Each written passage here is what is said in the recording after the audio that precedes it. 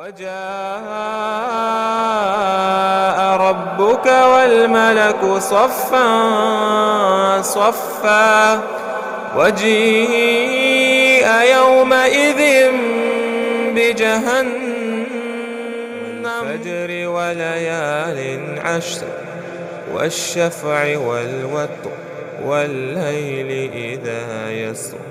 هل في ذلك قسم لذي حجر ألم تر كيف فعل ربك بعاد إرم ذات العماد التي لم يخلق مثلها في البلاد وثمود الذين جابوا الصخر بالواد وفرعون ذي الأوتاد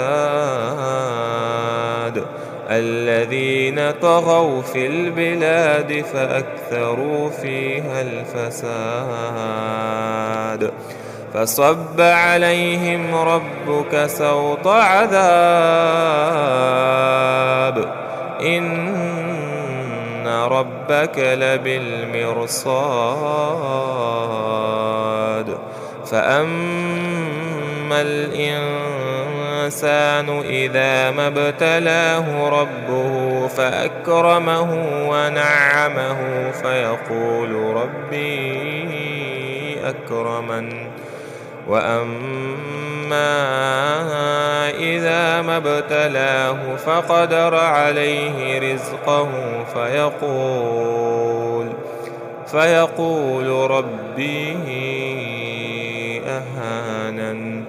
كلا بل لا تكرمون اليتيم ولا تحاضون على طعام المسكين وتأكلون التراث أكلا لما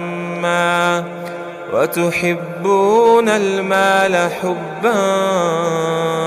جما كلا إذا دكت الأرض دكا دكا وجاء ربك والملك صفا صفا وجيء يومئذ بجهنم يومئذ يتذكر الإنسان وأنى له الذكرى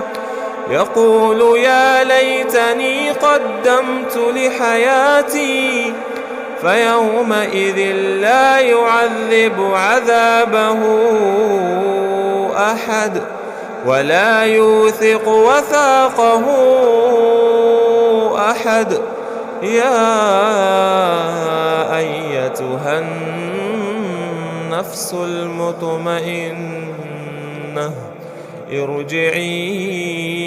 إلى ربك راضية مرضية